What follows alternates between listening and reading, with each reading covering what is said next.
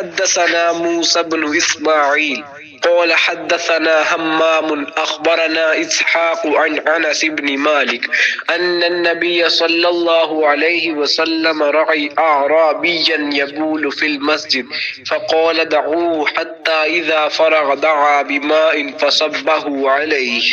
کی جنبش خاک پر اور راحت افلاک پر.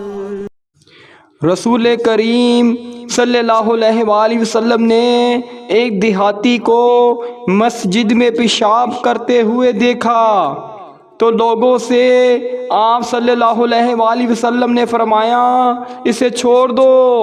جب وہ فارغ ہو گیا تو پانی منگوا کر آپ صلی اللہ علیہ وآلہ وسلم نے اس جگہ بہا دیا. صحیح بخاری حدیث 219. دعویٰ ہے تیری چاہت کا اس امت گمراہ کا.